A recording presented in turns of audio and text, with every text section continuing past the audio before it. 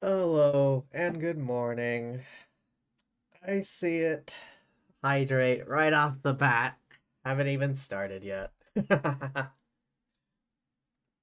I got some coffee. That's my hydrate.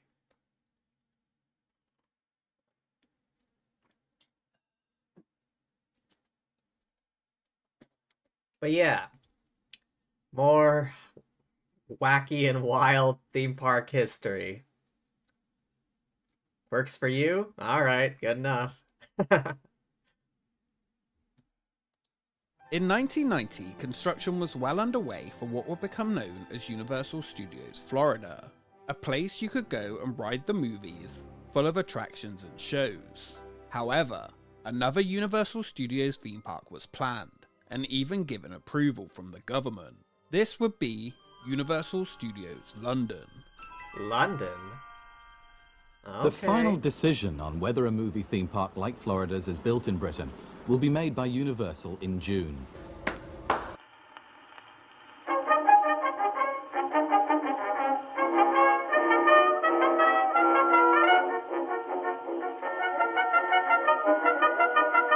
It sounds like carnival music, kinda. The UK has a long history of planning theme parks, hyping them up, and then they never happen. And while there are so many different examples of this, today we're going to look at just one. In November 1988, MCA, the parent company of Universal, privately raised a proposal for Universal Studios London. On December 4th, 1989, they submitted a planning application to Havering Borough Council to develop a 640-hectare site into a self-contained entertainment city. By February 1990, just a few months before Universal Studios Florida opened, the plans were approved. However, MCA was still deciding between two different sites for the European Universal Studios. Two giant entertainment companies, one American and one British, have teamed up with plans to build a massive £1 billion theme park here. Oh, the wow, idea is the to quality transform on this these video. marshes at Rainham in Essex, just outside London, into what's been called Universal City. The British government had put together a package of financial incentives for MCA Inc. that it hoped would persuade the company to build its $3.4 billion theme park and film studio in London. 3.4 billion? What the hell? Rather than the other competing site just outside of Paris. Newspapers reported that Prime Minister Margaret Thatcher had become personally involved in the effort to snag the European version of Universal Studios. Martin Patterson of the Department of Trade and Industry said that the government is keen to see this project come to the UK. They were working to see Even the how Prime and where they Minister would be was able to interested. assist. But what are the chances of something like this being set up in Rainham? Universal are still trying to choose between Rainham Marshes and another site near Paris for their European park. Even though the council here have just given permission for building to go ahead, the site at Rainham does have disadvantages. The top location being looked at will be a 1,600-acre site near East London called the Rainham Marshes. Rainham Marshes is a large area located in Essex, directly east of London, adjacent to the River Hang out Thames. with your boss yesterday. The majority of the site had been previously owned by the Ministry of Defence, Nice. who had used it as a test Good to see you. firing Nice to range. see you had a good The time. area was used in both World Wars and was recently acquired by the local government. As the name suggests, the area is largely marshland that would need to be drastically altered before construction could begin on a major theme park. Orlando in Florida, USA, home to be of King Kong. He's part of a new movie theme park opening there very soon. It's being built by Universal, the company planning to come to Rainham. So I went along to see what Britain... Oh, god damn it. Nope, go away. You get no ad time here. Feck off.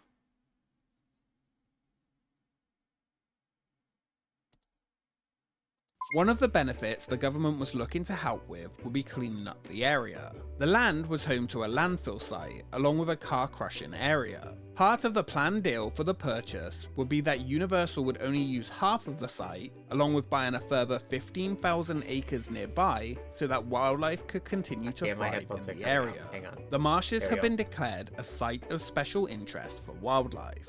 The British government would also be looking into tax breaks and guarantees on construction of roads and infrastructure to get to the resort. British Rail said that it would bolster the links between central London and Rainham to allow for easier access.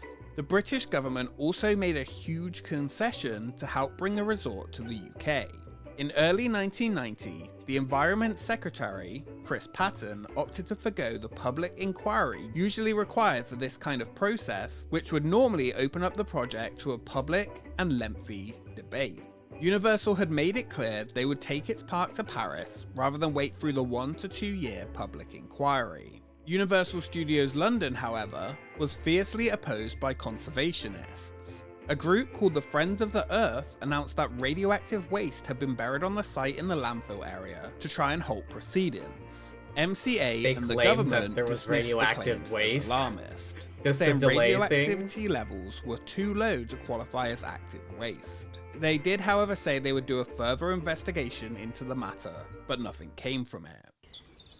Though Universal have promised to spare half the site and to buy 15,000 acres nearby for wildlife, conservationists like Ivan Nethercote from the RSPB are still not happy. We have to make sure that sites of special scientific interest are recognised for their national wildlife importance. We have a duty to protect them and the wildlife that needs them. And if we let this one go because the cheque is big enough, then all the others are under threat. And that is why we have to fight it very, very strongly. The Borough of Havering, the local government overseeing Rainham Marshes, had already approved MCA's plans for the area. The plans would be a similar scope to what would be coming to Orlando in 1990, but even larger. A huge working film and television studio would be included that the BBC were hoping that they could use along with Universal to create shows and films. I asked Tony Young from Universal what sort of programs. Well, we're not definitive yet, but I would hope that some of the more popular dramatic series like EastEnders and some of the BBC's wonderful children's programming, Blue Peter, Grange Hill, and also variety, maybe Top of the Pops. There would be a multiplex cinema, multiple hotels, a conference centre, business park, and a brand new railway station that would be part of the project. The highlight though was of course going to be the Universal Studios Tour theme park. This is Hollywood Boulevard, or at least Florida's mock-up of it. They're opening here in just 2 months, but already you can feel the magic of the movies. And you can travel from one coast of America to another just like that. From waterfront Wow. New York These effects. to downtown New York. Yeah, this guy literally used his teleporting magic to move about 2 feet to the left. This is San Francisco. The theme park would bring many of the classics coming to Universal Studios Florida to the UK. Spielberg would once again be heavily involved in its creation, and likely bring the Spielberg. classic upcoming attractions to this park. Jaws the Ride, Back to the Future, E.T., and who knows what else could have had their very own UK versions. Expected to be a huge boost to the economy, it was envisioned with thousands of new jobs, create a major tourist increase across the country, along with a boost to the British film and television industry. With no language barrier and an interested BBC, London was definitely the #1 contender for the chosen pick over the Paris site. Though when asked, Tony Young, president of MCA Enterprises International, stated that both the British and French sites were looking pretty good. Whew. All in one piece again. I've got to admit, I was a little bit worried there. Unlike the British site, the French location was ready to be developed immediately. If everything was set to go full steam ahead, Universal were looking to get the park open in France by 1994. But if they chose the England site, that would likely force them to have a 1995 opening. In London, the first phase would be the draining and compaction of the 350 acres of silt beds on the site, the top layer of which will be used as a capping material for the 250 acres of landfill that will be turned into a nature park. Oh, and one of the other small benefits of the UK site would also be that it would not directly compete with Euro Disney, even though it kinda still would. Both countries were dangling incentives worth millions of dollars to be chosen for the next Universal Studios. You do what you need, Tom. By mid-July 1990, a decision was looming on whether Universal City would be built at Rainham Marshes or near Paris. The total expected job count after construction would be around 20,000 workers, along with bringing a huge boost to the economy, hoping to attract 5 million visitors a year, so that kind of tourism impact could not be understated. And the British government knew this. Just like the UK, however, the French government was pulling out all the stops to attract MCA. The French Prime Minister invited MCA President Sid Sheinberg for talks with finance and transport ministers. They offered a 625-acre site to the southeast of Paris, around a 40-minute drive from Euro Disney. The deciding factor for the UK, though, wouldn't be the government incentives or economy I think boost. I would, if this were me, I would choose nature. London or If you England. did decide to build here at Rainham, when do you think it'll all happen? Work will begin probably the beginning of next year, and we would hope to open in 1994. Conservationists of the Rainham Marshes' primary concern was to ensure the environmental impact of the development would receive full scrutiny through the rigours of the public inquiry. And in turn, by making sure this happens... Yeah, if I were MCA, I would have chosen the England site. Because having to compete with Euro Disney, like, not a chance. I would get, like, no visitors if I had to compete with Disney for visitors. Forced Universal to choose the second site in Paris due to the increase of time required and the extra cost.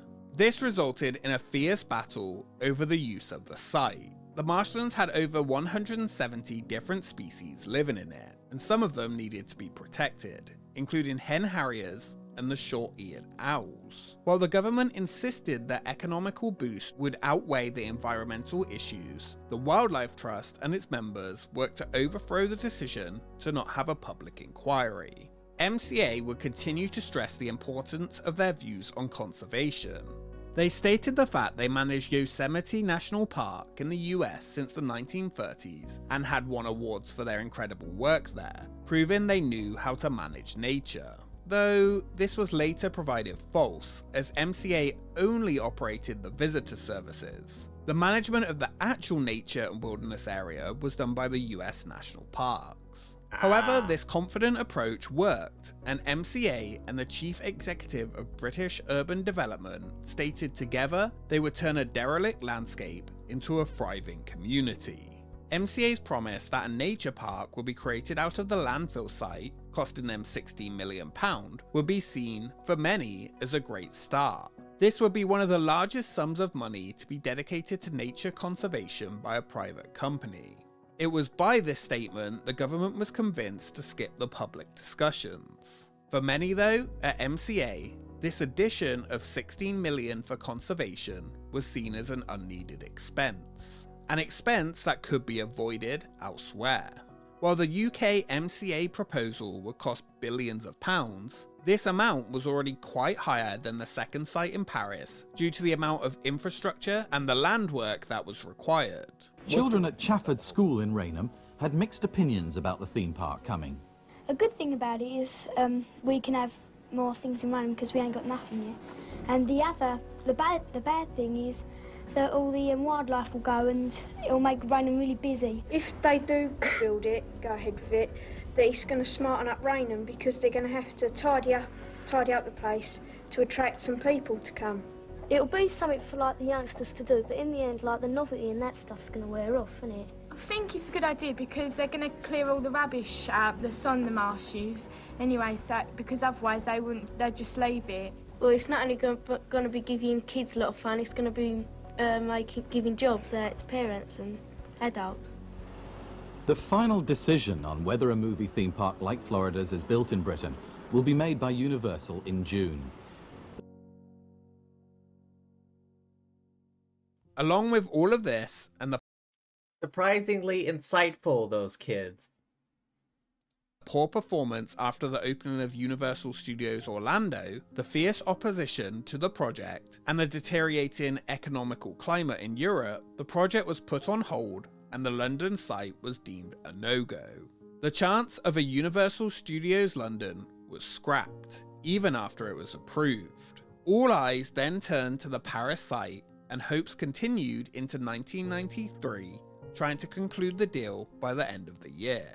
When asked why the British site was unfeasible, the president of MCA said the government wasn't able to do enough fiscally to make the project interesting. The French, however, were very good at supporting projects. They hoped that a French Universal Studios Europe would open by late 1996. The same year, Euro Disney was planning to open its own studio attraction. Once again, for the second time, putting competing studio theme parks directly head to head. One of the major questions was, would the plans be to build an American-style studio park, since Euro Disney had been suffering from bringing American culture into France for years. When asked, they told Wall Street Journal that the company would consider drawing heavily on French cinema if the park is built. As for the question for the possibility of both Disney Studio Park and Universal Studios Europe being overkill for tourists, they responded with, well, it worked in Orlando. In 1996, concept plans were drawn up for a potential Universal park, called Universal's Hollywood Land. The proposed park would feature Television Land, home to a Hercules roller coaster, a Jurassic Park River Rapids, New York, complete with giant King Kong climbing the Empire State Building, Amity Boardwalk and Jaws, a Back to the Future roller coaster in Movieland, and a Cartoonland. Once again, the decision was taken to not go ahead with Universal Studios Europe. Universal would enter the European theme park market, not with a ground-up Universal Studios, but when it purchased Tussauds' interest in Portaventura in Spain in 1998. Take a look at our expedition for more details on that one though. Europe has nearly been home to a Universal Studios theme park throughout the years multiple times. And in the UK's history, there have been tons of proposed and planned theme parks that have not happened. Whether due to money, opposition, or just a change of circumstances. I can't help but feel slightly sad though for what could have been with Universal Studios London. A place that could have become a hub for tourism in the UK and a major theme park that London desperately needs. A place that one day could have seen a Wizarding World at the home of Harry Potter, along with perhaps even maybe a Jaws ride that was still operating outside of Japan. I wish. Today the Rainham Marshes are still a haven for all kinds of wildlife. A nature reserve east of London that opened to the public in 2006. A place that the Eurostar train flies past as it takes families and tourists directly to Disneyland Paris. It is hard to look at the hype for this park, the approval and promises of what could have been without thinking towards a repeat of this happening today. For now though, we all have to just sit back and hope for a better outcome, that London will finally get the theme park and entertainment centre that it deserves.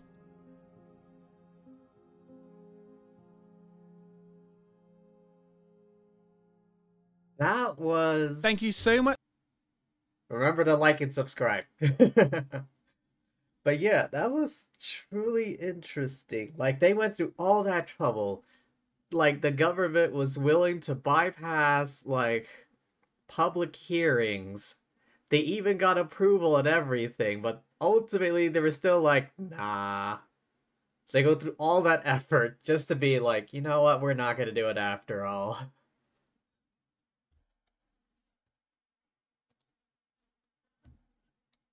Like, that confuses me somewhat.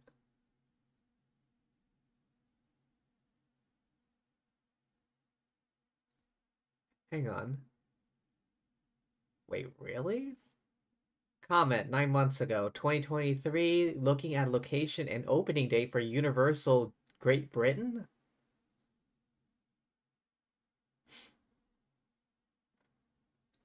Who's back here after the Universal Great Britain announcement? Really?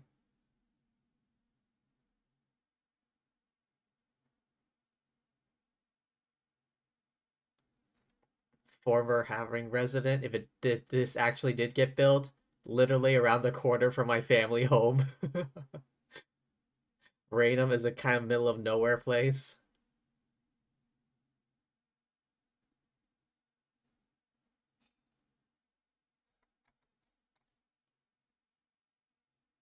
Huh. So last year they announced the possibility of a Universal Great Britain opening up.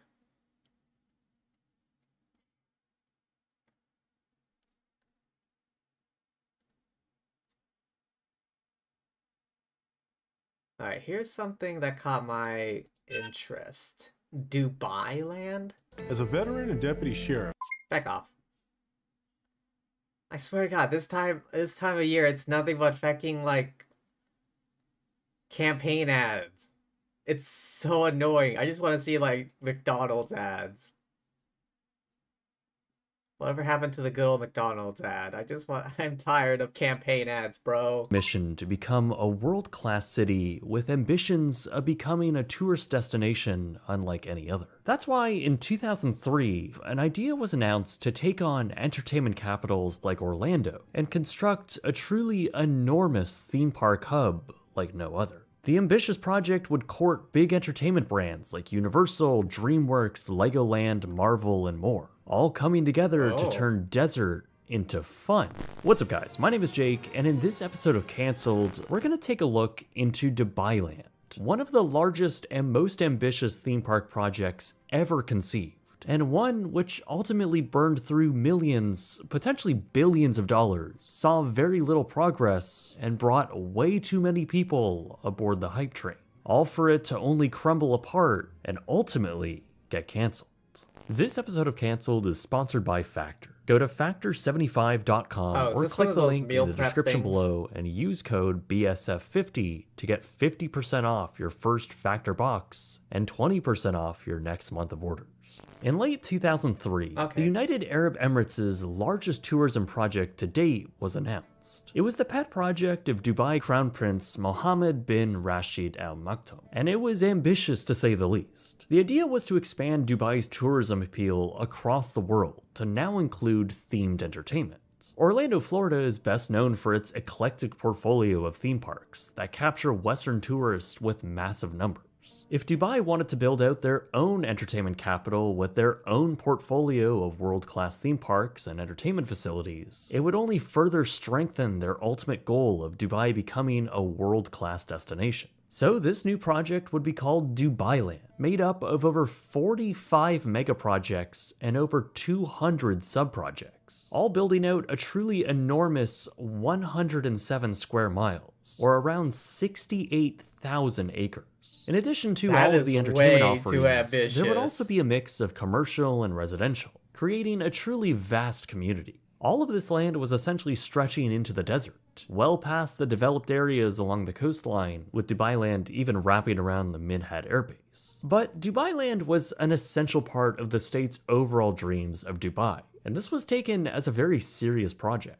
In the years following the announcement, estimated construction costs would ultimately rise to around $65 billion to see it all through. Work was already underway though, signing deals with entertainment companies and setting up infrastructure. The project was being developed by Tatweer, a subsidiary of Dubai Holdings, a state-owned development company. Through the early 2000s, various press conferences were held, showing models of future projects slated for development to kick off the Dubailand project. Aqua Dunya, a water park, and Falcon City were some of the first announced, both of which, though, were ultimately cancelled or severely altered. Meanwhile, advertisements were being run in UK newspapers, trying to attract investors with flashy figures like cheap condos, rental yields of 10 to 12%, and an estimated 15 million tourists in just 5 years. By early 2006, progress was being made as the official Dubailand Sales and Preview Center had opened. Its prominent location just off the under-construction highway was accompanied by oversized icons of the various entertainment iconography set to take residence in the development. Along with a large themed arch, billboards were also put up along the newly constructed roads for the future developments. Within the new experience center, a massive model showing the vast scope of the development, along with a mock-themed street with iconography and models of signed-on developers, gave the public and potential investors an idea of what it was all going to look like. And from this point, they were also signing on some big names. Universal Studios Dubailand was one of the first big companies to sign on, and it was a project I actually made a whole separate video on a few years back.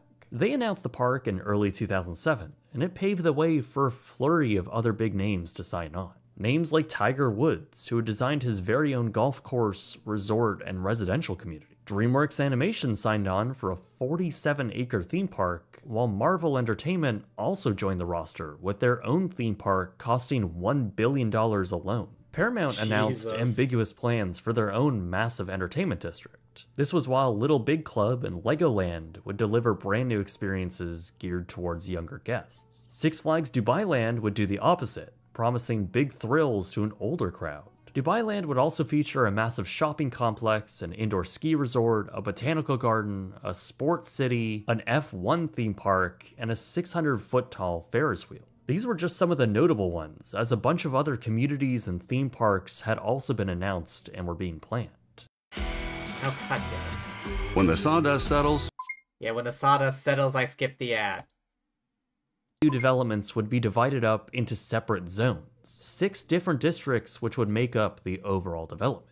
Ultimately, the Dubailand project was as fleshed out as it had ever been, and with all of these big theme park names behind the project, its prospects of coming to fruition were looking less and less like a pipe dream. Tatweer stated that the mega project would be completed by 2025, with over 3 million visitors a year expected to visit the complex. Many of these signings and proposals were announced in 2008, and that's probably sounding pretty unfortunate, as that year was also the same year as the Great Recession. Initially, leadership at Dubailand had confidently asserted that the project was unaffected by the recession, and that many of the projects would indeed be ready by 2010. However, Dubai was hit incredibly hard by the global crisis, particularly in 2009. Developers who were working on mega projects across the country had their lines of credit frozen amidst fears of a rocky real estate market going into the future. The UAE saw a massive real estate crash, with many investors withdrawing their money. In fact, around 50% of real estate projects in Dubai had either been cancelled or put on hold. Dubailand and its $65 billion price tag was one of the largest active real estate projects, not just in Dubai, but in the whole world. But that world had changed, and the Dubailand project was forced to pump the brakes. Several projects had already broken ground, including the F1 park to accompany the already built racetrack, while Universal Studios Dubailand and the Tiger Woods Dubai complex both had just begun site preparations. Other projects, like the Dubai Sports City, were already halfway through vertical construction. All of these projects, as well as ones actively in development, had been stopped in their tracks. As Dubai's real estate problems grew worse, and the Dubailand project appearing like it would take a while to get back on track, it seemed that many investors and key American companies who were signed on as operators, well, they began losing interest. Immediately following the work stoppage in 2009, not much was announced on both the status of active projects and when developed plans would actually start construction. Dubai's real estate economy was in shambles, and it really seemed that all of Dubailand had been put on an indefinite hold. Years came and went, still with little development at the site. In fact, the only tangible evidence of future development at the site did nothing but reinforce the harsh realities of Dubailand. Many billboards surrounding the area had begun to weather with the color washed out from the sun. This was while development offices for some of the future parks, like the Marvel project, were left empty and derelict. While those projects sat on the back burner, one themed entertainment project did actually come to fruition. That being the Dubai Miracle Garden in 2013, built right across the street from the Dubailand Experience Center. It opened as one of the cheapest to build theme parks in the whole project. But while this opening may have signaled life for the project as a whole, the reality didn't really reflect that. By this point, the Dubai Wheel had been officially cancelled, while the large park signs along the side of the preview center had now been removed. So too were the development offices for Universal Studios, which by 2016 had officially been cancelled. The same went for the Six Flags Park as well as the DreamWorks project. Both were officially scrapped. As the website went offline, the sales center went dormant and baked away in the hot desert sun. Tatweer, the original corporation leading the Dubailand project, had now been absorbed back into Dubai Holdings. Now with the parent company seemingly losing all interest in keeping the project alive in its original form. Now that's not to say all projects ended up dying. Work did begin at the Tiger Woods property once again in 2015. That's after it had sat abandoned for over 6 years. It was now rebranded as a large residential community called Damac Hills. As for the Marvel Park, well, after Disney acquired the brand, they did keep with their promise of bringing Marvel characters to the Middle East. Disney made it clear, though, that it wouldn't be in the form of a theme park, and that Imagineering would not be a part of it. It would instead be a licensing agreement, which would culminate with the City of Arabia community, which constructed the world's largest indoor theme park, IMG Worlds of Adventure. Marvel has a decent presence inside, and despite it being nowhere at the scale of the original plan, the land and the park itself was initially a popular development. Not sure if you could say the same for the rest of the City of Arabia though, as most of it is unfinished, with a small residential component, a large tower which appears to be vacant, and various abandoned, half-constructed plazas. But Dubai wasn't finished with theme parks. A few years after the decline of the real estate market, and with Dubailand clearly not coming to fruition in the form they had originally envisioned, a new developer then announced a much smaller scale project with some of the original partners for Dubailand. It was called Dubai Parks and Resorts, and its $3.5 billion scale was a lot more achievable than before. They fast-tracked this development too, finding land west of the city, just below the massive and also vacant Palm Jebel Ali, with work starting as early as 2014. The development actually came together quite well, too. The collection of 3 theme parks, Legoland Dubai, Bollywood Parks Dubai, and Motion Gate Dubai. The latter also included a large indoor DreamWorks land.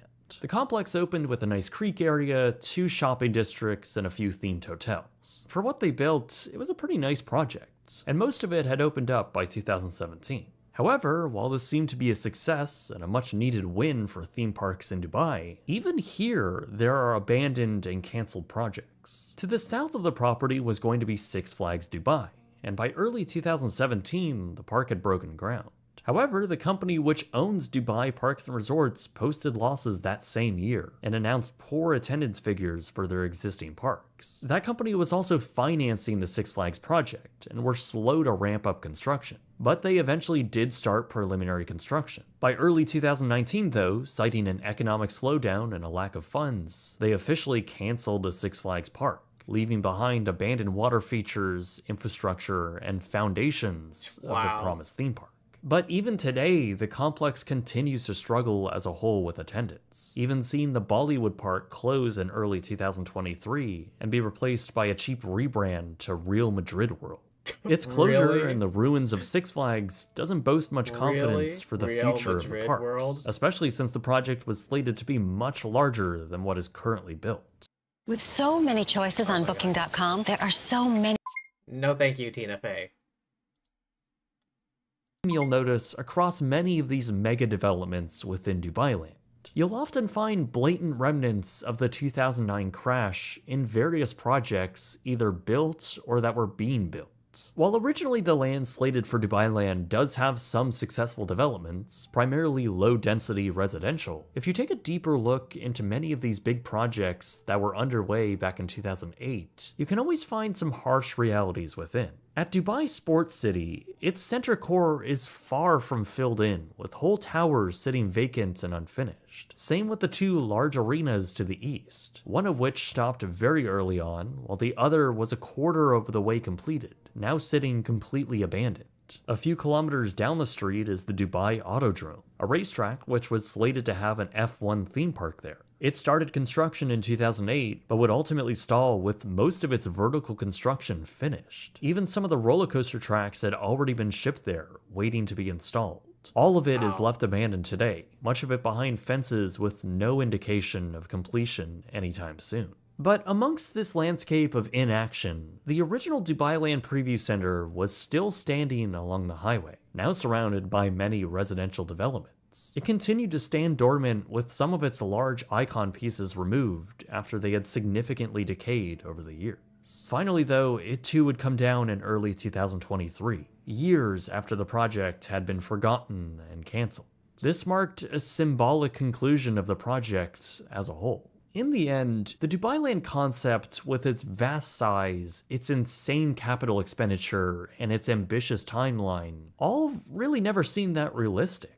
I mean, building 45 mega projects with another 200 smaller projects all across 107 square miles in the middle of the desert, many based around themed entertainment, seems honestly ludicrous when you look at it now. All of these theme park operators, all of this hype and money being injected into this project, all for something that I'm not even sure was sustainable from day one. There's a very real case that Dubai is currently not a city capable of supporting multiple theme parks. The one major park that did get across the finish line, IMG Worlds of Adventure, has had rocky attendance. And even the Dubai Parks and Resorts complex that did ultimately get built, well, they've been facing massive financial difficulties and poor attendance. And it's not even anywhere near what it had been originally planned as a full build-out. It's also currently in the middle of nowhere. And when other theme park operators like 20th Century Fox wanted to build a theme park here in 2015, they ultimately canceled their project, citing concerns that there was a saturated supply of theme parks in the area. And that's all just from 4 or 5 parks in Dubai right now. Imagine if Universal and all of these other operators saw their projects through, and Dubailand was built with its original scale intact. Maybe its failure then was a blessing in disguise. Regardless, the project burned a lot of time and money. almost a sickening amount. Instead of millions of tourists visiting to see world-class theme parks, all that remains now is a bunch of suburban homes and a whole bunch of sand. This video is sponsored by Factor, a really exciting sponsor to have, since prior to working with them, and even now... Those meal prep things. One important fact I've learned from your canceled videos always leads back to 2008 in one way or another.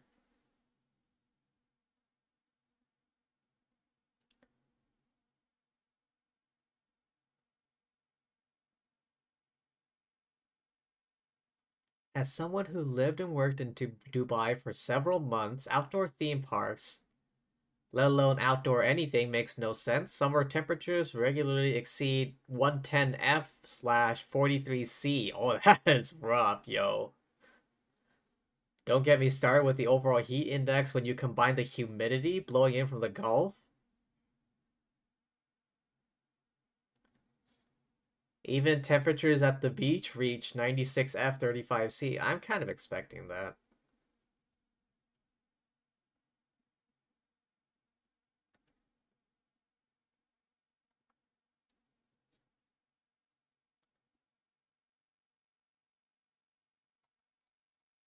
But yeah, they were way too ambitious with that project of theirs.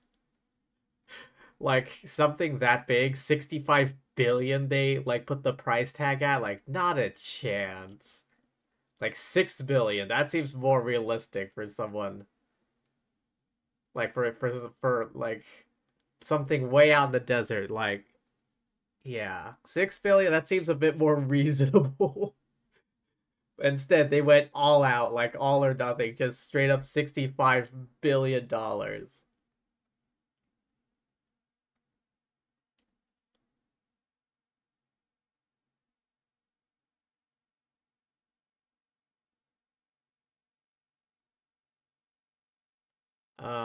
Alright. Which one is catching my eye? Hang on, let me just go to most, let me just sort by most popular. Alright, the Wizard of Oz thing.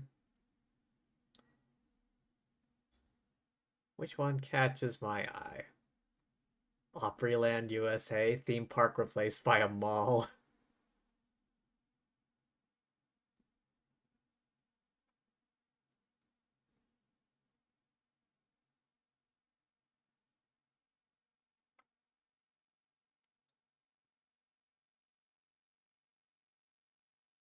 Oh yeah, the Camelot theme park. I vaguely remember that video.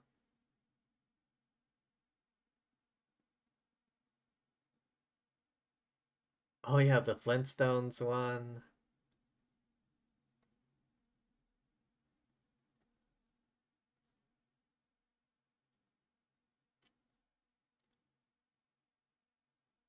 Oh yeah, the Digger Park. The Diggerland.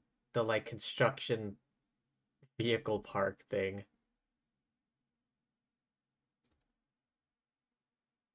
What the hell is this? Splendid China, Florida? What is this supposed to be? Hang on. Nope. You get no ad time here. Ni hao. This means hello. How are you? Welcome to an ancient land of wonderful charm and culture. Come, take that first step and begin a journey back into 5,000 years of mystery. Splendid China, the unforgettable journey. Was this made in the 90s?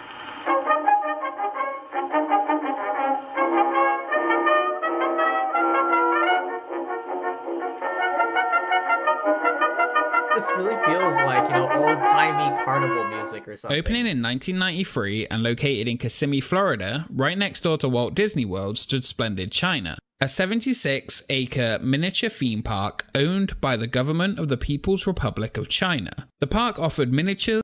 Wait. Literally? A theme park, like, in Florida owned by the PRC. Seriously? Hang on, this seemed kind of loud a bit. A theme park in Florida owned by the PRC. Now you have my attention. Dances, acrobatics, and other demonstrations of Chinese culture. The idea for the park began with Frank and Josephine Chen, a teacher from Taiwan who had migrated to the US in 1968. The couple had built their fortune through real estate development. During a 1986 trip to Central Florida, they purchased an empty strip of land comprising of 560 acres located just off US Highway 192, west of Walt Disney World. On Highway 192, 3 miles west of I-4. 2 miles west of Disney World, and they thought to build a theme park there? Yeah, good luck with that. Next to Disney World. In 1988, they toured a prototype park, Splendid China, in Shenzhen, China, just across the border from Hong Kong. The park was operated by China Travel Service, or CTS, and the original park had 3.5 million people visiting during the first year.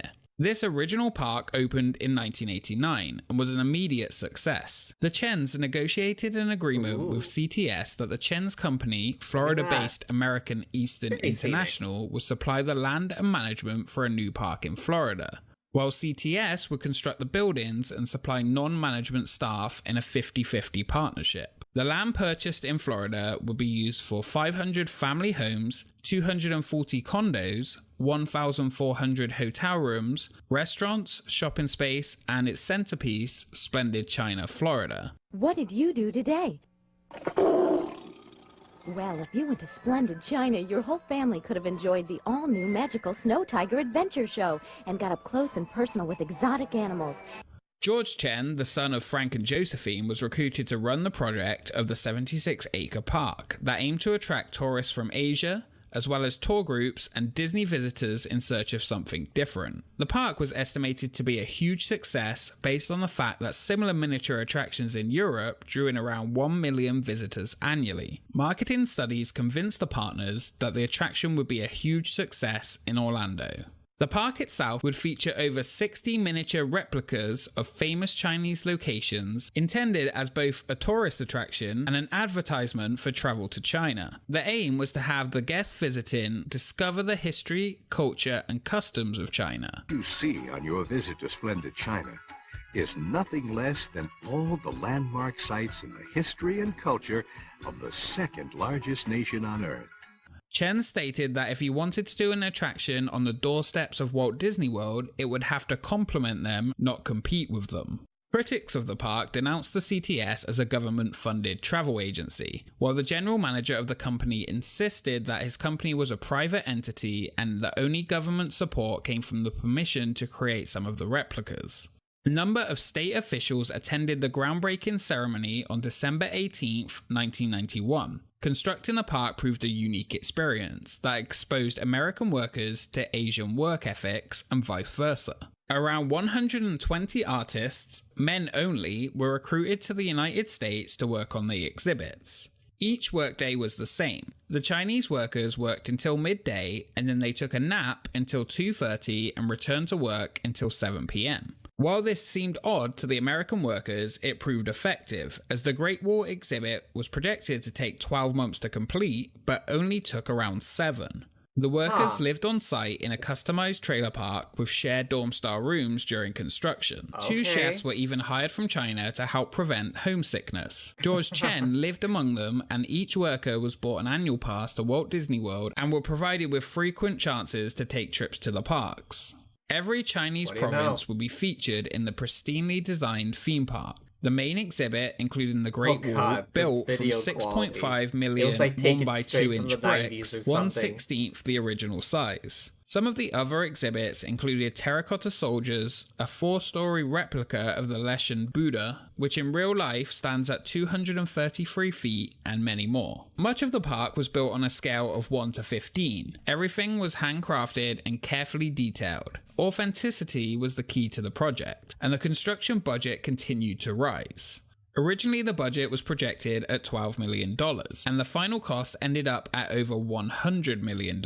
Some of the budget increases included a 150-seat theatre to introduce visitors to Chinese history.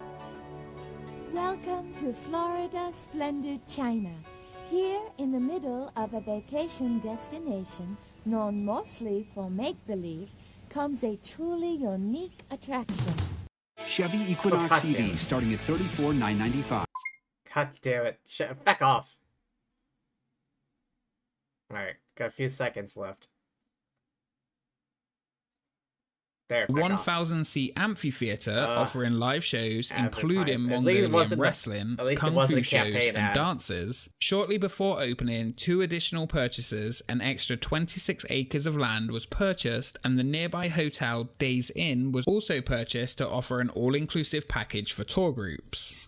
During construction, a number of problems arose between the partners. The CTS and the Chens differed in the vision for the park, and rumours began to circulate that CTS were going to buy out the Chen family. Also, while the project had been approved for construction, the FBI remained concerned that some of the workers might have been spies sent by China to spy on the Cape Canaveral military base and Kennedy Space Center, and frequent unannounced inspections were conducted on the large containers arriving from China. Despite these issues though, the project moved forward.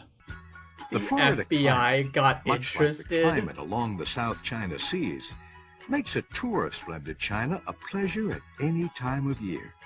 The park was planning to hire around 300 to 400 employees. Half would be Chinese entertainers, tour guides, chefs, and artisans. In the end, the park brought nearly 550 jobs to the local economy. 400 were local Floridians, and around 150 were Chinese specialists. Nearly half of the budget was spent on labor for the construction of the project, which began in December 1991. The park was aiming for around 1 million visitors in its opening year, and an aggressive marketing campaign began. This estimate, though, was revised down to around 500,000 by opening day. The park was marketed as a half-day attraction, and aimed to sell tickets at 1/3 to 1/2 of a ticket price to Disney. An adult ticket on opening day was set at $23.55. In addition, extra charges were $5 for a guided walking tour or $9 for a tour on a golf cart. The price seemed high for a park marketed as a half-day passive attraction, but the partners remained convinced it would draw in a crowd of educated travelers to appreciate its beauty. On opening, the Orlando Sentinel dubbed the park as the region's newest $100 million gamble on a theme park. A gamble, it was called. If you could take all of the beauty of China... Hang on, why does it still seem loud? Add the excitement of China.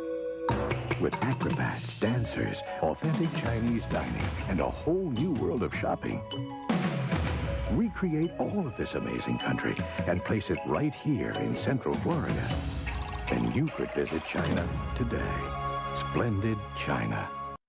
The park opened on December 18th, 1993. Hundreds of officials, dignitaries, and special guests attended the opening ceremony. The park's mission statement was "Let the world learn about China." On its first official opening day, 3,000 guests visited the new attraction. Media outlets praised the new park. It had no rides, but it was an immersion into Chinese culture and history. Small complaints on opening day about the loss of the sound system, cold food, and there wasn't much to do for children were lost in the amazement of visiting guests. January 1994, however, saw the Chen Company abruptly sell their half of the park for $26 million to CTS. The announcement stated creative differences over how they ran the attraction as the cause of the split. Chen later stated that it was frustrating to deal with the Chinese partners who constantly blocked his proposals to market and promote the park, including adding a shop into the Orlando airport. After the split, the park continued and offered multiple discounts to try and attract guests. CTS claimed business had been good, however by the end of the year they admitted it had not met its 1994 goals. The problem began at the top. Several of the board of directors and administrative employees were American, but the president and general manager were Chinese. The president of the park had no background in tourism and spoke very little English. The management failed to understand what would bring Americans into the park and refused to change from the successful blueprint of the park based in China. They did, though, recognise the need for more entertainment, and CTS approved an additional $3 million to be spent on a new theatre to showcase acrobats, jugglers, and martial artists. In 1996, the park opened the Golden Peacock Theatre. Even after this, though, the attendance did not increase, and CTS hired a new president. Harvard educated with a background in tourism, as well as Bob Morgan, a marketing veteran with a background in theme parks. The park took a more mainstream approach to its marketing. It couldn't help, though, with the mismatch of the park experience compared to what people came to Central Florida to experience. Italian sausage, bacon, and pepperoni for only $8.99. Yeah.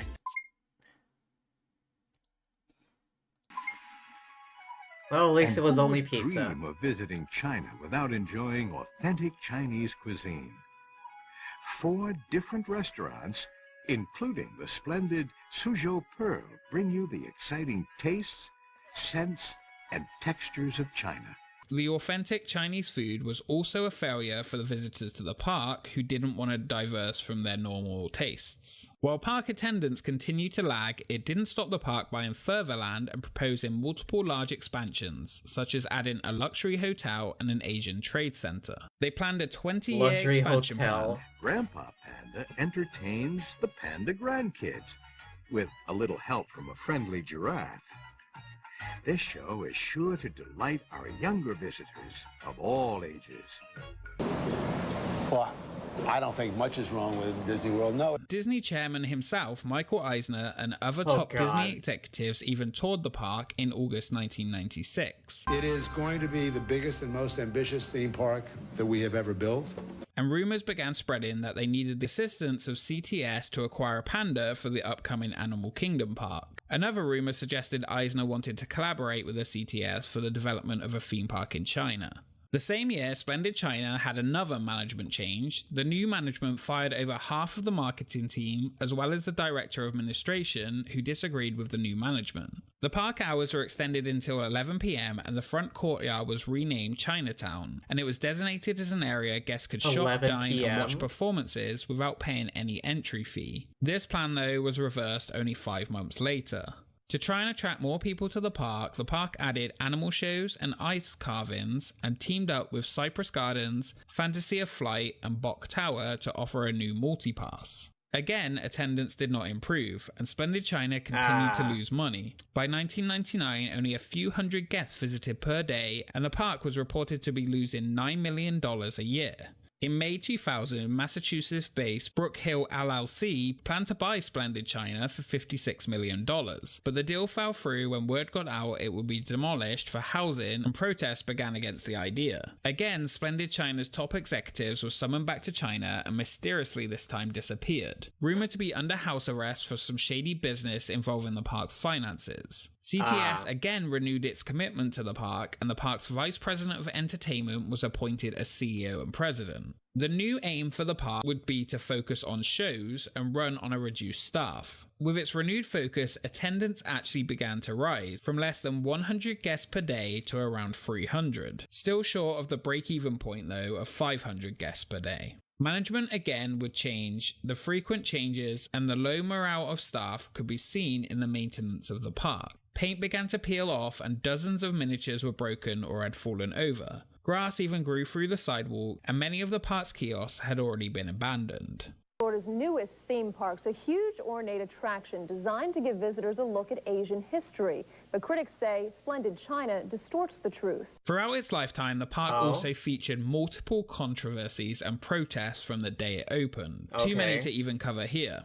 Many theme parks come with controversies. No one at the park's management anticipated the backlash to some of the park's exhibits, and even from opening day, the park had protesters outside the gates. While protesters claim responsibility, tourism analysts denounced these claims and said the fall in attendance was just the typical visitors were not interested in the park. Only the biggest parks could survive the tourism decline after September the 11th. Splendid China was not one of them. The park closed on December 31st, 2003, and at the time only 40 employees remained, half of which were performers who would return to China after the closure. The original construction cost of $1 million was now valued at only $12.8 million. Its final day attracted around 750 guests. CTS was unable to find a buyer for the park, and after a year put it up for auction. By that time, the park was in a severely abandoned state. After the park's closure, it suffered heavily from attacks from thieves and vandals, and hundreds of items were taken, ranging from miniatures to the head of statues before the auction.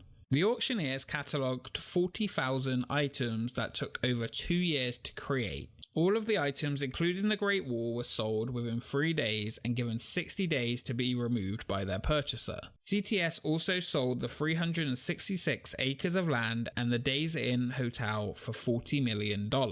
After 10 years, the beautiful, handcrafted, controversial park began to fade away, a complete failure. After most of the park was left abandoned, the remaining structures began to be demolished in early 2013. By March 2016, the park no longer exists.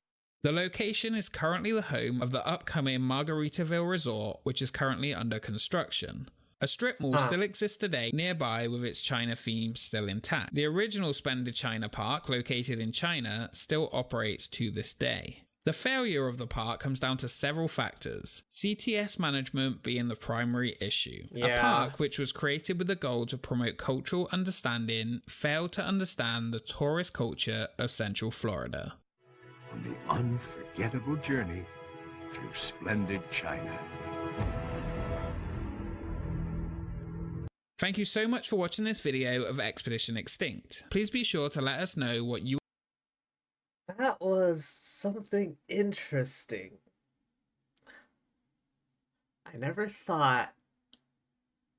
knew that there was an attempt at a China theme park there. Well, maybe exhibit was more like the right word. Interesting, interesting.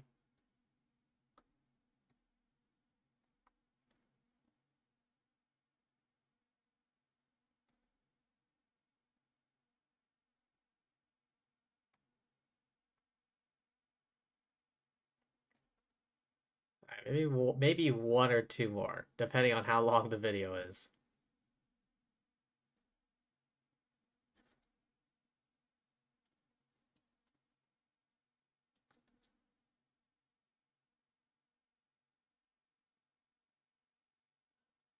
Oh, it seems this channel also did a Santa's Village. Like Santa theme park video.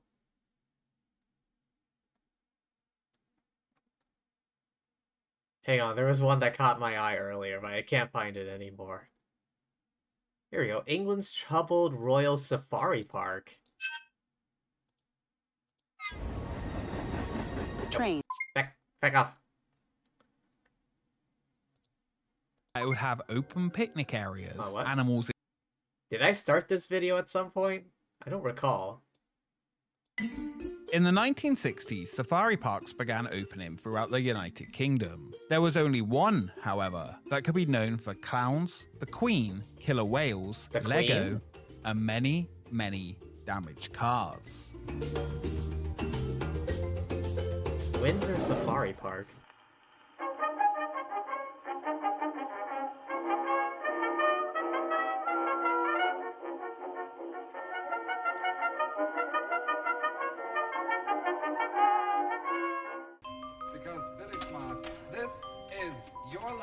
Billy Smart grew up in a large family that worked on fairgrounds in the southeast, starting his own fair with dodgems rented from Sir Billy Butlin.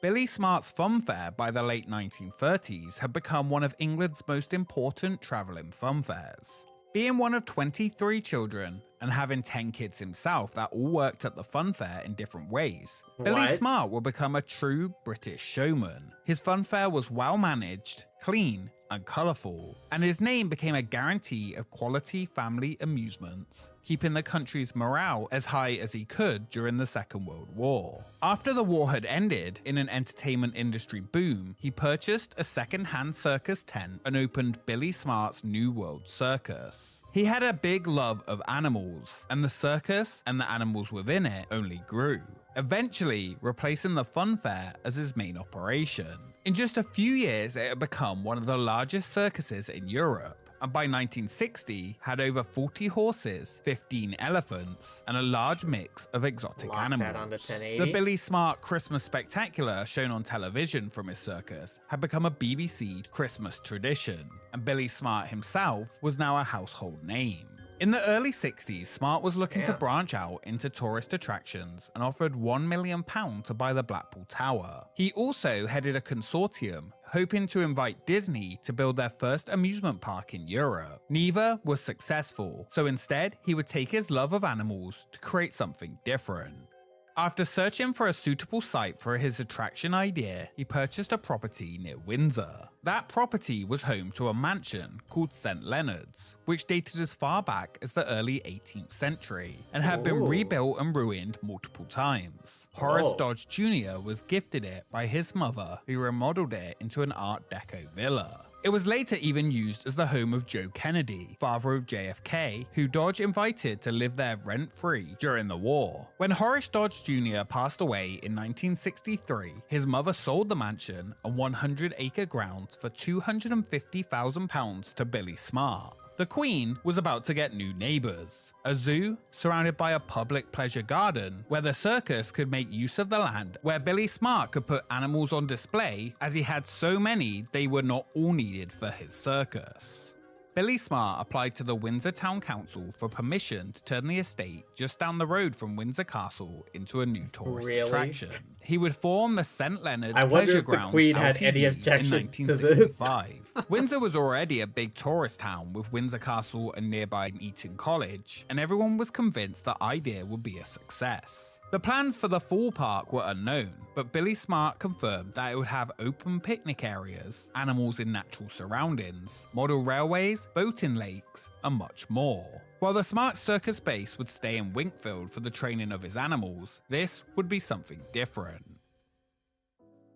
Known in the circus world as the Governor, Billy Smart passed away in his caravan on September 25, 1966, right after a performance at the age of 73. He would never see his new idea become a reality. A showman of the highest order, it will be left to his sons to take the land purchased near Windsor to create the brand new attraction.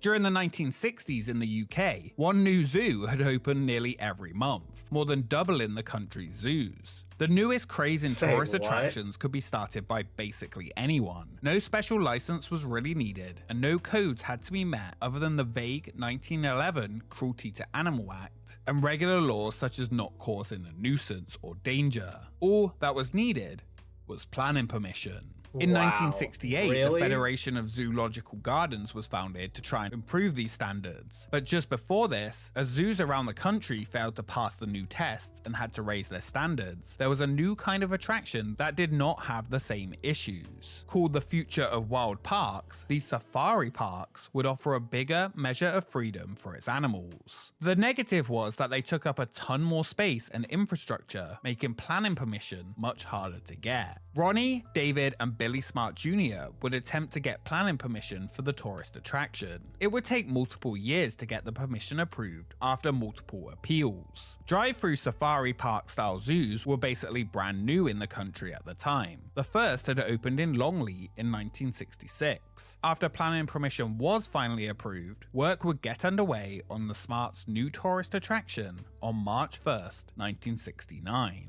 Called the Royal Windsor Safari Park due to its royal location down the road from Windsor Castle, the unfinished but exciting attraction soft opened at the end of 1969. Visitors could not only take their cars through the exotic, dangerous, or rare animals, but walk through different attraction exhibits, and this version of the safari park was something unique. On March 31st, 1970, the park was ready for its grand official opening, and there was even a royal in attendance. Princess Margaret came to enjoy the celebration and was met by the Lord Lieutenant of Berkshire and the Mayor of Windsor. The Smarts family, including Billy Smart's wife, Dolly, were also in attendance. A commemorative plaque was revealed and a lion cub was named during the celebration before Princess Margaret took in the safari. The attraction boasted that it was the biggest animal experience in the country, with 54 lions, 180 baboons, 9 cheetahs, all sorts of snakes, reptiles, and even elephants among its animal offerings. Costing £1 per car for up to 4 people, guests could drive through the animal exhibits, be in the cages with dangerous animals, and in the case of many, get bits of their car torn off by the baboons. Each additional attraction, other than the drive-through safari, would cost extra. The original mansion at the property became the nerve center of the park, home to offices, kitchens, and private entertainment facilities. At one point, even having a public bar. The upper floors were used as the apartments for the Smart family and the keepers' lodgings. While drive-through safari park attractions originated in the UK, Windsor Safari Park's biggest success, and eventually part of its demise many years later, was inspired by an attraction that was incredibly popular in the United States: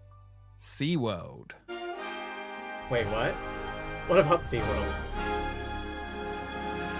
Located within the park will be a large dolphinarium called SeaWorld. It will be home to bottlenose dolphins. At that time, nobody really put a thought into the small tanks which were constructed to house the attraction's most famous stars. It was a novelty not found in many places. The 4 dolphins, including Smarty, arrived from Florida in July 1969, Straight from Florida. with a further 2, including one called Honey, in March 1970. The same year, in November, the first of multiple killer whales that would call Windsor Safari Park home joined the dolphins in the very same tank. Now I see why he said Ramu, downfall. spent a few years at the park before he was deemed too big for this tiny tank and moved to California. Ramu was growing around 2 feet per year and needed a bigger pool. The park applied for planning permission to make a bigger pool, but it would cost about £500,000 and the park would not spend that. SeaWorld would trade 3 dolphins and 2 pilot whales for the killer whale, but they never came to Windsor as they became too unfit to travel.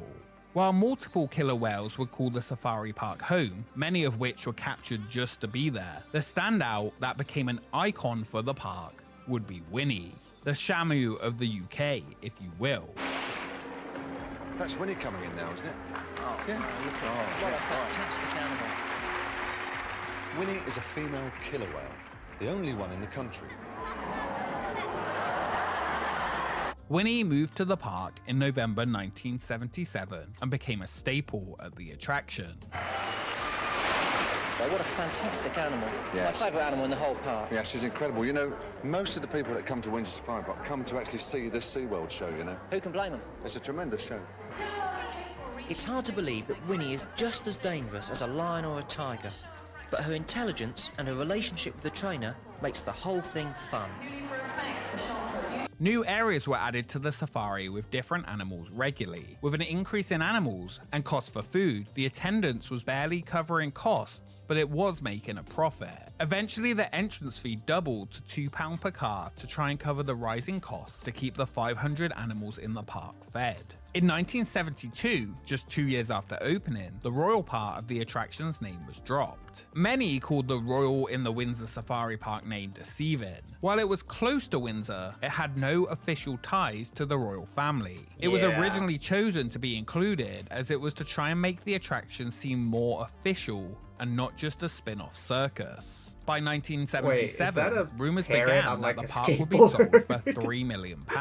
This was denied, and the park stated while many have offered, it would never be for sale. The park was popular and making money. Windsor Safari Park was sold by the Smart family that very year to a television company, Trident TV. Billy Smart Jr. and his brother would stay on as a consultant, and it said the park would continue as usual. Trident TV were chosen as it would complement their other leisure activities, and they would be able to film wildlife TV shows at the park. Eventually, the Smart stated the sale was necessary due to the safari park being taxed out of existence. In 1984, Trident TV, who failed to make much of the park, sold Windsor Safari Park to focus on its core businesses of television. For £2.2 million, Southbrook and City Holdings purchased the safari park with hopes to develop the attraction further. During Trident's time as the owners, very little was changed. Visitor attendance, however, continued to increase as people came to drive through the animal exhibits and pay 50p to see the dolphin shows. Additional shows included sea lions, birds of prey, and even clowns. The attraction continued to get more and more popular, and Southbrook and City Holdings continued to expand the park. In 1983, before the sale, 525,000 people visited. By 1985, over 700,000 were coming. More additions came fast, as walk-through butterfly houses and additional animal enclosures were added, including chimpanzees. Whatever the new owners were doing, it was working, and by 1988, over 815,000 people came to visit Windsor Safari Park, the highest ever recorded admissions so far. The new management team had drastically increased attendance, with around £4 million worth of investment and major refurbishments at the park. The park had so much more to do that the average stay had increased from 3 hours to 6. Chessington, Chessington, Chessington Zoo. Chessington, Chessington, Chessington Zoo. Chessington Zoo, Chessington Zoo. There's a fun fair and a circus at Chessington, Chessington Zoo. While other zoos in the London area existed, none could really compete. That was until everything changed when Chessington Zoo took its experience to the next level and turned into Chessington World of Adventures, a fully themed zoo and theme park. The next step for Windsor Safari Park to continue to compete would be to try and add rides. In 1988, the park added a 400-meter stainless steel alpine toboggan run. The park had now switched to an all-inclusive one-pay entrance fee rather than charging for different experiences as before, and the new toboggan would be included. Wow, this toboggan ride's really good. To make extra money during the winter seasons, evening functions were also making good money, with themed banquets and private animal shows for groups. How could I forget the African Tiki Show? African Tiki Show? Oh, it's an animatronics thing. While the park was successful, it was sold again, this time for much more than it was originally purchased for. The new owner would be Themes International. Themes International, based in Chorley, Lancashire, was expanding rapidly. The company belonged to John Rigby, the very same man who had created the American Adventure and Camelot theme parks. Themes International had a variety of properties, including a water park in South Spain. God damn it. Alright, back off. The Majestic in Reading and stores. They even were planning an investment in Orlando, converting the Bavarian Beer House to a saloon. They hoped eventually they could maybe open a park there. Themes International have big plans to spend millions of dollars updating and theming Windsor Safari Park. Just like anything John Rigby had done before, he was aiming big. They say it's the drink that makes me stink. I don't feel very well. By 1990, Windsor Safari Park was now on track to pass 1 million visitors per year for the first time. Investment was at an all-time high and the park was looking better than ever. At least the public areas. HHCP architects were consulted by Thames International to redesign Windsor Safari Park. The company, which had built Shamu Stadium and the American Adventure Pavilion at Epcot, among much else, were chosen to bring the Florida know-how of attractions to the UK and convert Windsor Safari Park from a drive-through animal experience to a fully themed theme park attraction, while adding a full African overlay, very similar to what Chessington had done. After many broken and damaged cars, those baboons really were trouble. Windsor Safari Park would change from a self-drive attraction to something different. The park began to add more of those African-themed areas, such as a new Egyptian entrance complete with sphinxes, riverboat ride down an African river, kinda like the Jungle Cruise, and safari road trains to take you through the Serengeti Reserve, where you would no longer drive yourself. Windsor Safari Park had a new slogan, the African Adventure. Minor entertainment was added, such as a potter poacher, where you could tip a wicked rhino poacher into a pot of slime.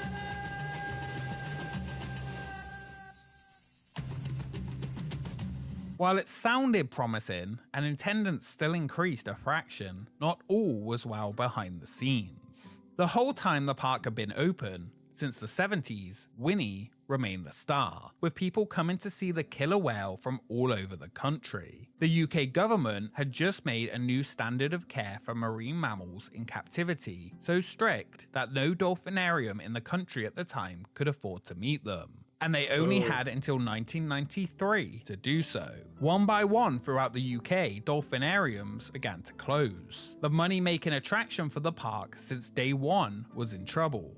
The new rule meant that captive whales were not allowed to be kept in solitude, so the park would have to find Winnie a mate. They were confident that by 1993, they would not only have spent the money for a new environment for Winnie, with tank requirements needing to be bigger, but they would have found her a mate and deemed that this was what they would do, though that might change. Winnie had become an icon to the British public, who had visited Windsor Safari Park. They had actually decided behind the scenes that they could not afford to make the enclosure as big as required, and they would not find a mate. They decided that that money would be better spent on fake facades to turn it into a sort of theme park that they wanted it to be. The last killer whale in captivity in the UK was sold by Windsor Safari Park in 1990 to SeaWorld Orlando.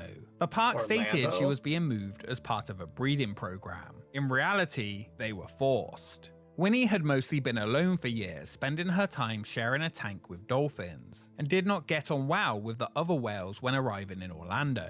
She was moved again, and then spent 6 years at SeaWorld Ohio, making friends finally with another whale called Kayla. Both of these later moved to San Antonio.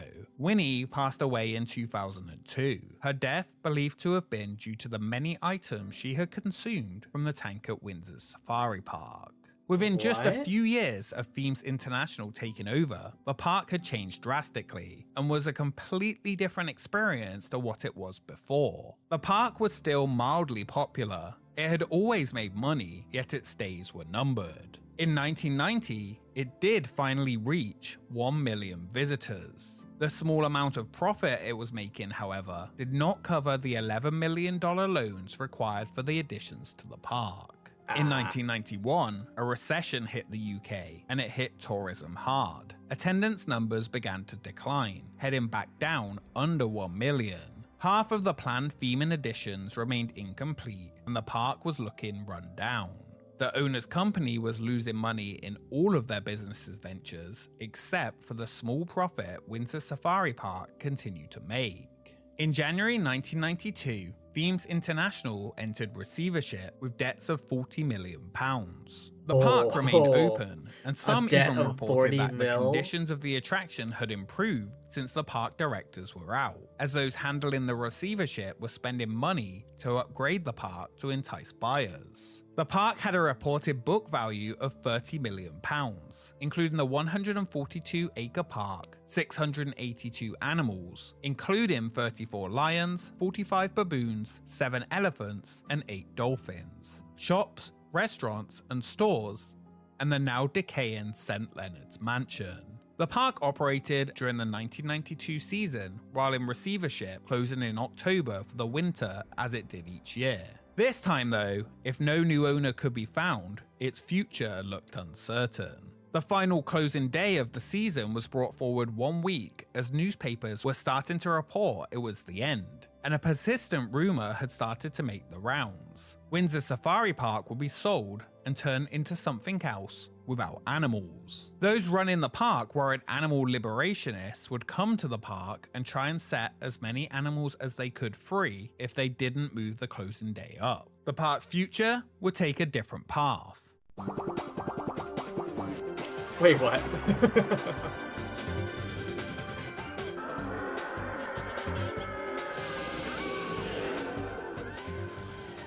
In December 1992, after 22 years, while Windsor Safari Park was closed for the winter, it was announced that Danish toy group LEGO had purchased the troubled park. After a long search for a site to build, they were planned to spend $60 million transforming the estate into a Legoland entertainment complex for the first time outside of Denmark. Oh. The first Legoland outside of Denmark? Each of the over 600 animals at the park would be found new homes, and the new Legoland would build on 24-ish acres of the large site and hope to attract 1.2 million visitors in its first year, more than Windsor Safari Park ever did. LEGO would not begin building on the site until 1994 to allow receivers time to move the animal collection. They stressed that none of the animals would go to dealers or circuses. For the first time in decades, there were no animals to be found at the Windsor Park. No real ones, anyway. While always extremely popular and left many memories for those who visited, including the many people who worked there and loved the animals. Windsor Safari Park's history is troubled, a place of its time, and a story about change. While conceived as a better way to display animals with large open enclosures, that better treatment did not run throughout the whole park.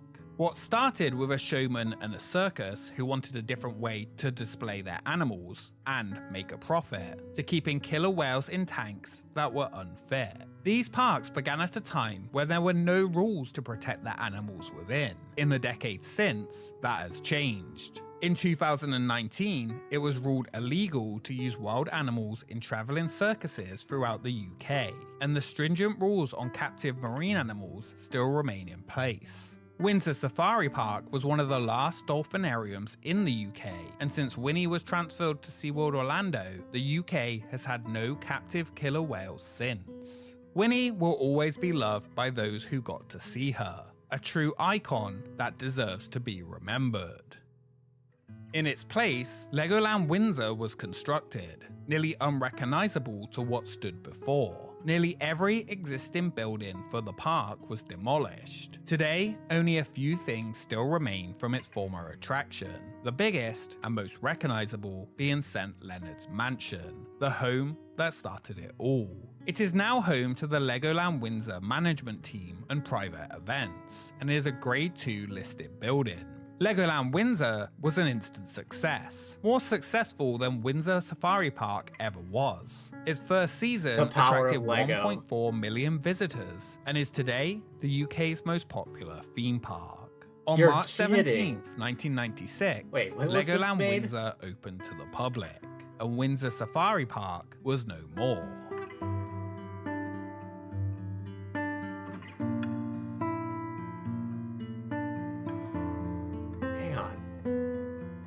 When was this video made?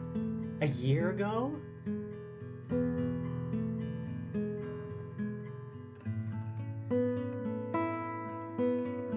And it's the UK's most popular theme park? Legoland UK, Windsor. Thank you so much for watching this episode of Expedition Extinct. Remember to like and subscribe.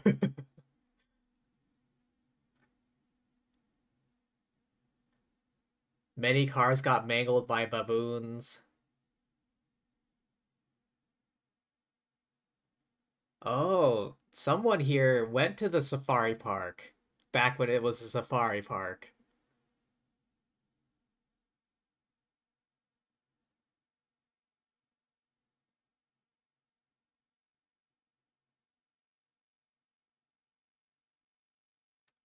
It's not illegal to keep cetaceans.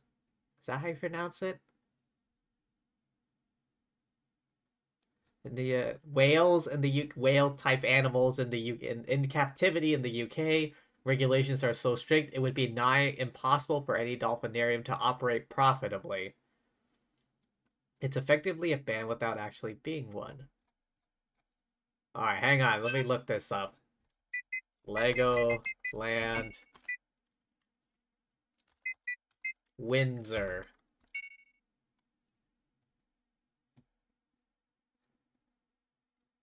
It's got a 4.1 rating based on 45,000 reviews. Apparently it's 45.55 entry ticket in USD. Hang on.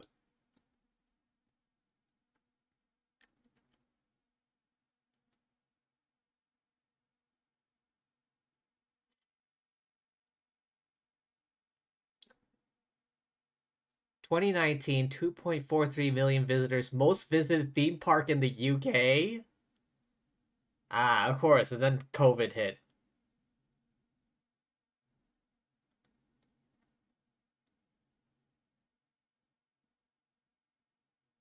Draws more attendees than the original in Denmark.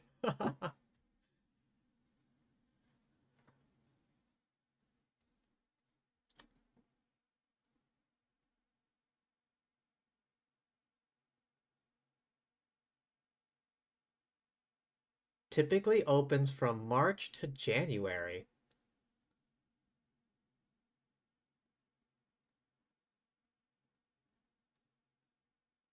Wait, so it closes like February? Oh yeah, then there's a whole thing with the Windsor Safari Park.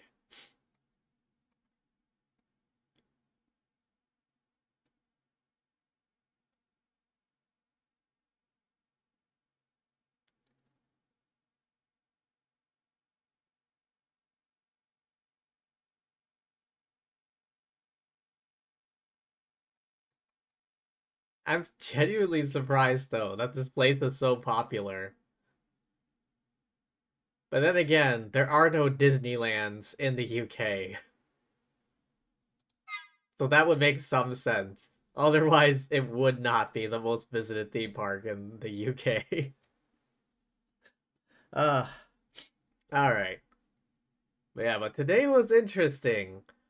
From the fact that Dubai tried to build a mega theme park, like, city type area worth $65 billion. I think you might have missed that part, Michael.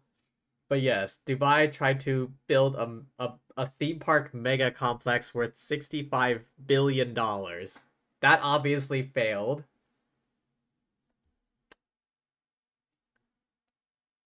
Way too ambitious, and the fact that it's Dubai and like the heat is awful and all that. At any rate. Thank you everyone for stopping by. Hope y'all had fun. I know I did. But yeah. Thank you everyone for stopping by. Thank you anyone watching the VOD, and thank you as always, lovely fortune tellers watching this before I stream. Did you all know that Dubai Land was valued at $65 billion? Alright. Let's see who's on right now. All the big shots.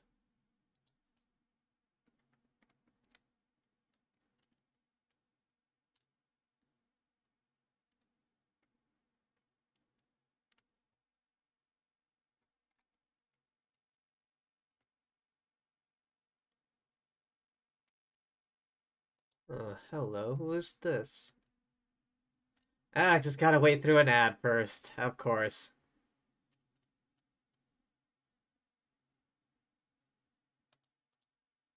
Alright. Who else?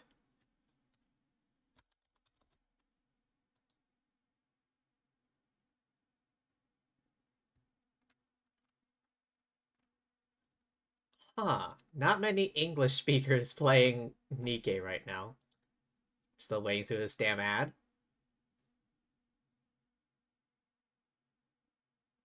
Alright, let's go say hi, shall we?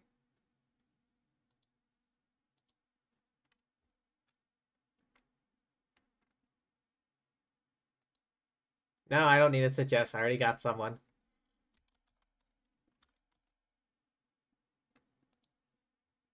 Alright, let's go say hi.